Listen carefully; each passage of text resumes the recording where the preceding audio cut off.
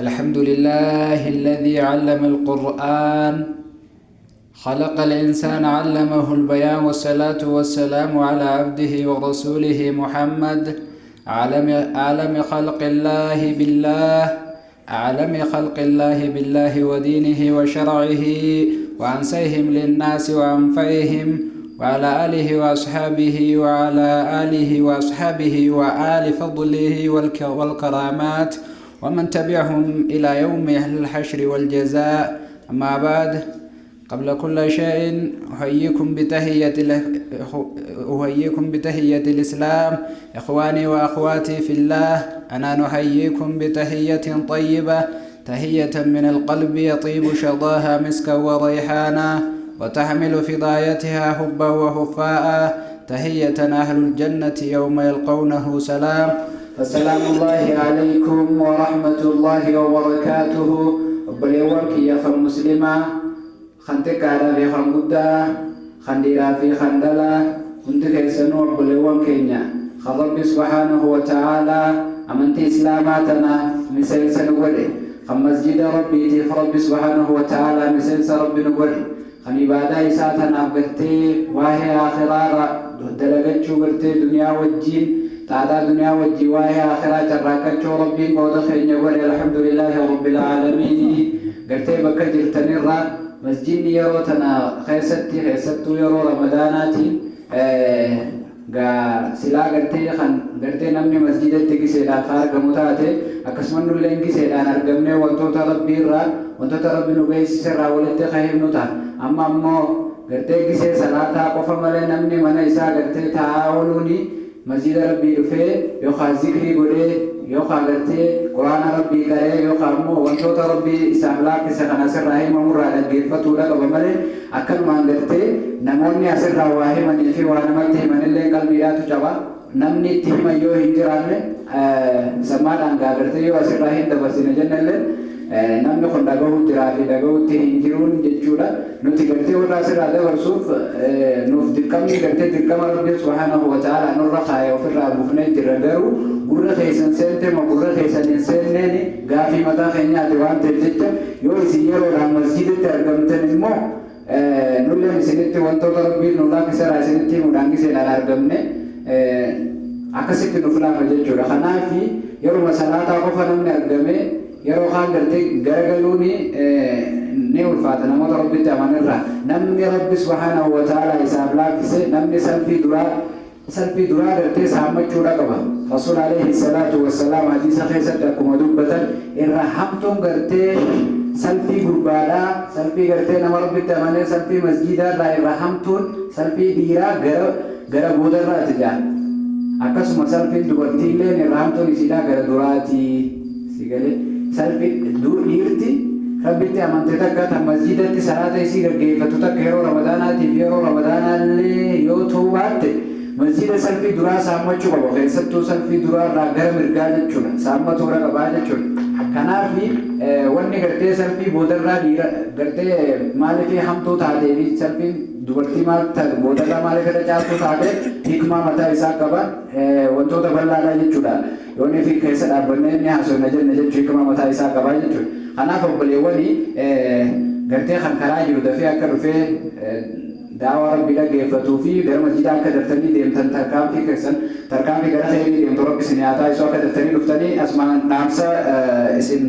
gaafannaa jechuudha. Inshaallahu ta'ala jechaadhaa gara sagantaa keenyaatti kan dabarru ta'a. Sagantaan keenya akkuma beekamu sagantaa gaggabaabaa, sagantaa bifa namaa galuun, sagantaa gartee wantoota hangana qabadhaa waan jiruun wantoota soomanaa wajji wal qabateerraa asirraa deemaa jiru jechuudha.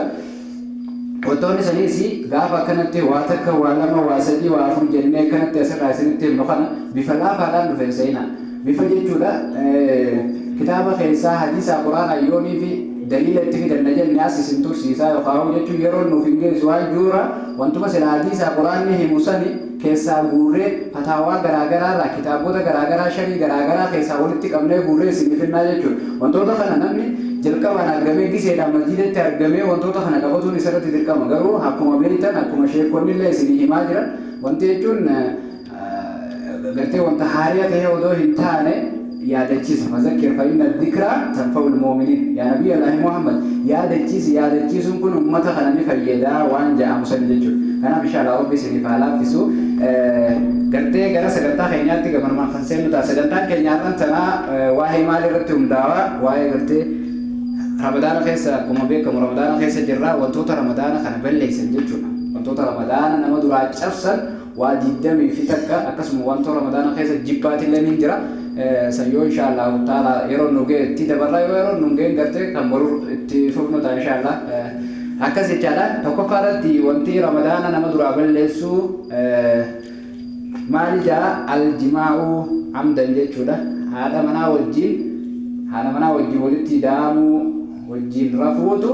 رمضان نمدرا بالليسا إنما تبي رمضان بالليسا قف ودون تهم رمضان خفلوا في الليل نمنخل خفلتا قيست الليل قرا جتشود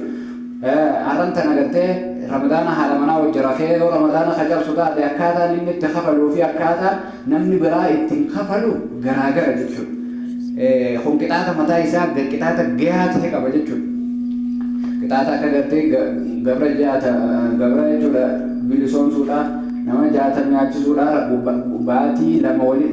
gabra jaatam jechuudha bilisoom suudha wali dhaabee jechuudha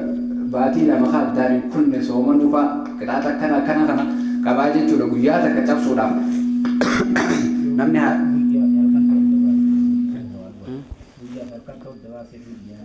أيوة خناف إن شاء الله بقوله والله كوني بيجا إيجا فجرين بعده بودا إيجا فجرين بعده بودا إيجا رمضان إذا تبودا ماله هل كان هيجما ماله جتشو رسول الله صلى الله عليه وسلم قال رسول الله سني دور قاتو هنگا تقولتي دور قاتو ترى أكو سورة بقرة خيسة تيب سمي جلوتي نمني دبيتي جتشو دا خلينا نمني ركوب على خيسة بناني ربي هل كان يساني فيا مدوران هيا ما من تيجي هل كان إرجع فرت يبودا عندك كرتة فجري بود عند رمضان هنا تركوب كبو إيه رمضان هنا تيبانا يجوا ورنا خلي هيا كمان ما تكفى سري لما فاني الخروج المني يام تيجي مشان رماتا مشان تيجي رماتا سرابه دا تور رمضان بالليسا يجوا بكانت تسواني وبتشوف أبدني بشاني دير الرابو في دورتي الرابو اللي بشان غراغرا تجرا بشان سدين أكشريان مت بشان سدين را خني في أمه با نخر رمضان جابسوسني خني في قرتي تنتلا كانت تيجو يجاله جوراني بشان الله وين خنا رابو سينجرا خنا لا فانا ودونته خني في قرتي حرماتا خني في حال منارة بوسم بان أجي سنجي جور أجي orangnya isa saja cuma mandi namnin benen juru isa sambana male khani miti je cur ini soni tinta lalari satu untuk gara-gara cun akka fete tu sarra khambo tade ramadan ni kecabe je cura lama farat tigerde khandura haramana wajra fujenne lama fan kan aljima amdan beha banama yo rafte fa kam sa manamte yo sarra bo tade rakko ka buje cur beha wan bodu ban shariani juan beha wajtu خنا لما فاني جل سدفاني الأكل أمدا كوني بكم على بيخانيا جو يوري خنون وانا زرع فلان يو بيخانيا نه إيران بكيو خانيا تكرا كنتوتة رمضان خيرتما فرصة نيات جتة هنچاب سيتوي جمانيون تنتادو جل نيات إيران بكتة نيات كرا كنتوتة وما رمضان خيومان تاني إيران بكتة جل نمو سيكالي خنا وان بيخا يو خا بيخانيا تودا كم بكم على جل بيخانيا جو بلس سدفان أفرفان أمو أشور بام دكوني لين بكم على بيخادو بودا رامبتة دوينانس ماتي نتيجة جل رمضان خينجامنه شنفا تناول الدواء جدا دواء كل جدا عن طريق الفم خرا فاني تنجد دواء جدا سلوكيات ساتيو untuk dawa udah cung kara afani tim kara jerat ini lain berdesa kara afani tim udah cung ya maseti tanawul dami ani tarik ilfami kara afani tim dawa udah cung Ramadan him berdesa aja cura shana farati jafa namo qataratul anfi je cura qataratul anfi cura nabi tak je cura kara afani tim nabi tak ketosi gagara funyani tim je cura waan sibbuusu jechuudha waan takka dhabii takka gara funyaaniitiin sibbuusu ni Ramadan hin balleessaa jechuudha kama hiituu ufate waan keessatti akka jirutti Ramadan balleessaa jechuudha qataratul anfiin torbaffaani wanni gara afaaniitiin gara funyaaniitiin buufamu ramadaana balleessaa qabanne torbafaani bala'uun nuqaamati buqqaatuu aakhiidhaa jechuudha. Wanta kana namni baay'inaan hin beeku. Buqqaatuun nuqaamati jechuun buqqaatuu aakhiin beektan buqqaatuun aakhiidhaa ramadaana balleessaa jedhama. Fakkeenyaaf akhiin wal dhabdi. Akhiin ta'aaf jaanii gartee sii galee ak jaanii buqqaatuu jeemma inni lakkitaamne buqqaatuun akhiidhaa sanis isii guddoo san tufu qabda. Sii galee maaliif isii tan nyaata maqattufaa jira. Nyaata nyaachuuf jirtu nyaattee jirtu jechuudha. Kan maqattee jirta guddoo isii sani tufu qabda. Fakkeenyaaf hancufti akhiin balleessa. Amma wantoota ramadaana keessa jibbaa keessatti amma hancufuma kanaa'u wayyeessitee afaan keessa wal qabattee heddummeessitee akka dheebuu si baaftee afaan keessa watu tursiiftee liqimsuun jibbaadha jaamma. Waa'ee jibbaa keessatti jechuudha amma ramadaana balleessu jira gurguddaa ramadaana balleessu jira. Gurguddaa ramadaana balleessu keessa akhiin buqqaatuun isiidhaa san guddoo san tufu qabdaa jechuudha. Ramadaana balleessaa jaakaakita. Hayya balaa'uun nuqaamati saddeettaffa alqee waamdan beekaa fakkisiisu amma asirrattis beekaa fakkisiisuun yoo akkanatti akkas isaa nyaannis guddatee sirraa dhangalee odoo yaadiin itti yaadin jechuudha. Muka dalagaa garaagaraatiin dhangala'aa hanqa hafee beduman deeffanne malee rakkoon qabu. Hanqas keessatti hafee qofa firraa tuftee luluqatta malee yoo immoo beekaa laagaa harka keessee beekaa fakkisiifnaan soomanni keewwate jechuudha. Beekaa jechuun jira alqee waamdan saddeettaffa. Hayye saylaffa asharbu dukaani asittis gal asharbu dukaani aara dhuguu jaagama kun addukaani aara dhuguun ramadaana balleessa aarri kunoo kamaaleeti laata awittiin baak kan sijaaraadhaatii fi awil jiraak kanii fi shiishaadha. Aarri sijaaraatii fi aarri shiishaadha ramadaana balleessaa jechuudha. Aara dhuguun jechuudha gaamman tana fakkeenyaaf bakka kanattis yoo dhiifi maaleykum salaam odoo karaa deemu jirtu yookaan namni amantii hin qabne yookaan dhugee amma aara gawannu kun fakkeenyaaf haasi cinaa of fayyii godhutee si godhu taate ramadaana keessa ni bada waan beekaa gooteedha amma shari'aan bakkitti hundaa'u asitti ifiif itti yaaddee waan san kan goote dhuugde taana balleessitee jechuudha. Aarri shiishaatii fi aarri sijaaraadha ramadaana balleessaa jechuudha gamanummaanu. Hayyee hornaffa istinshaaqul bukuuri jechuudha. Istinshaaqul bukuuri aaliman jechuudha. Beekaa jechuudha. Istinshaaqul bukuuri dhuguudhaan maasis aara jechuudha. Aaruma wayii tokko jechuudha kanuma akka tasaa urgaa'u kanuma duraan namni itti haraaraa boo tokko hin jiru aarotuma makiinaati isaa ta'u fakkeenyaaf waan akkana namni mirqaana siifitu tokko bakka teessee fuunfatu jechuudha. Keessa teessee aaliman jechuudha. Zaakiran aaliman beekaa zaakiran yaadataa qaasidan hamilaa waan san jechuudha. Yaqxuru bihi saa'imu kanaanis soomana namni ni fura jechuudha. Inda kasratiin min ahli ilmi hedduu jechuudha warra ilmii biratti ni furamaa jechuudha. Beekaa waan san kan gootu yoo ta'e kamaa jaa'a fi ahkaami siyaamaa keessatti akka jirutti jechuudha. Wantoota gartee urgaa bakkatti namni dhugaa fuunfattu kana gartee nashaata si baasuu fi si quubsu tokko jira bara wantoota akka jira. Wantoota akkasii beekaa keessatti teessee yaadachaa bakka ittiin nashaata bahuu fakkeenyaaf aarri sijaaraadhaan maalti wantoota sijaaraatii fi kan shishaadhaan maalirraa haraam ta'e wanti kun nyaataa fi beela si baasee odoo ta'e waan saniin nashaata waan gartee ittiin wanta siifitu tokko jechuudha si galee wanta yoo san yoo dhabdee maayis nashaata dhabde waan ta'eef saniif dhoorgamaadha wantoota kana shari'aa keessatti. Hayyee hodha takkaffaan alhaydu jaawanis beekamaadha. Dubartiin takka yoo fi haydiin itti dhuftee achumatti muruu qabdi jechuudha. Somana haydiin itti dhufnaa jechuudha warra dubartiin raayisi. Akkasuma hodha lammaffaan annifaasu nifaasiin jechuudha dhiiga dhalaa. Dhiigni dhalaatillee yoo dhaltee dubartiin takka dhalaan jechuudha. Dhiigni dhalaa itti dhufnaanis egaa dhaltee jechuudha dhiiga dhalaa irraayaa waan ta'eef kunis soomana balleessa. Achuma dhaabuu qabdi jechuudha soomana keessatti dhufnaanii. Kudha lammaffaa san kudha sadaffaani alhijaamatu hobbachuudha jaagaan hobbatuu jechuun yeroo keenya kana keessatti rasuul alayhi salaatu wasalaam hadiisa keessatti akkuma jaan alhaajim wal mahjuumu afxiru akkas jaame inni hoobuu fi inni hobbatulleen yokaafuru dhiyaatanii maaliif inni hoobuusi yeroo dur jechuudha hafuuraan irraa harkisa inni hoobatus baay'ee dadhabanii wanta keessa gala waan ta'eef inni hoobuufi inni hoobatus furu dhihaatanii jaanii akkuma hadiisa san keessa jiru hadiisni san laafaallee yoo ta'u ta'e ati galgaluma gartee hoobatuu fi wantoota kana godhachuutu caalaa jechuudha hoobannaanis hayyee kudha afraffaani alfasdu jechuudha dalaan dalachuu jaanii jira gaafa dursan jechuudha yeroo keenya kana beekamaa miti dalaan dalachuu jechuun akkuma hobbaa kanatti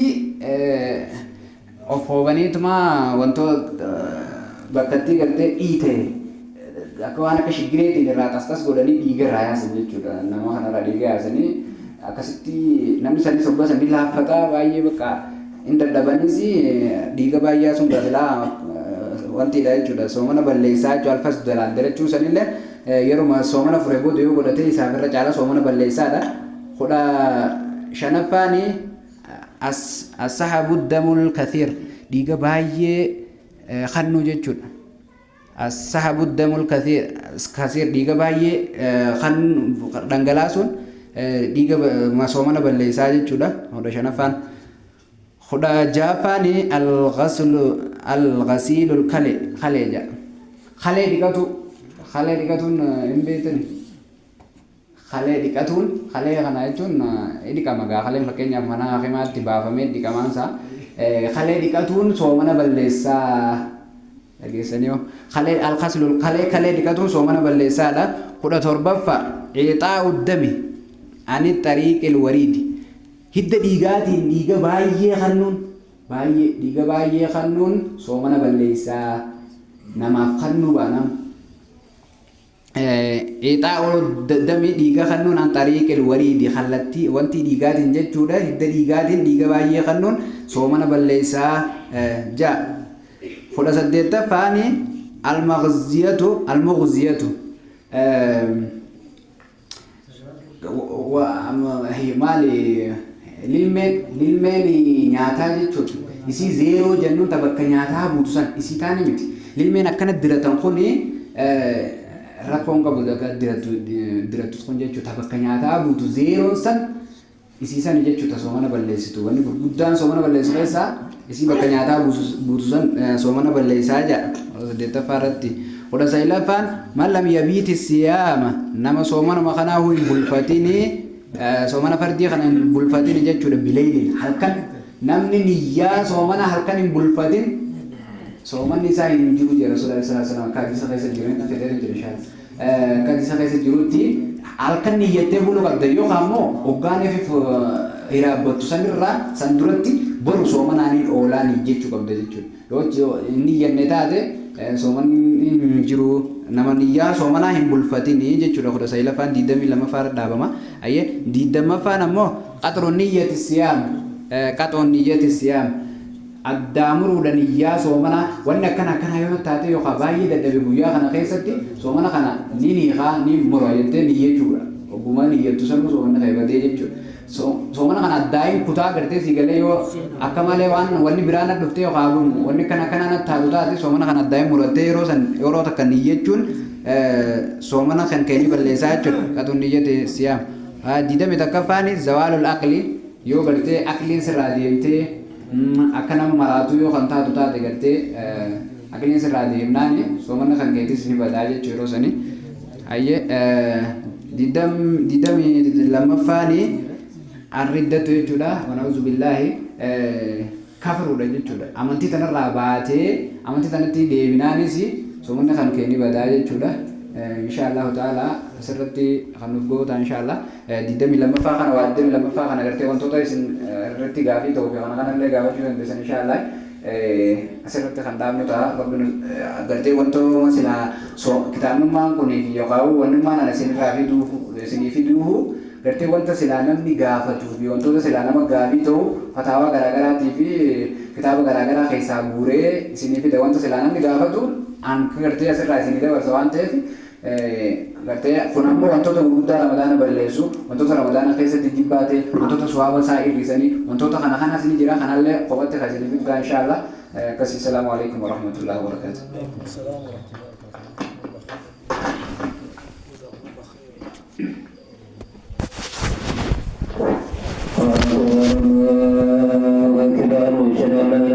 الله أشهد أن محمدا رسول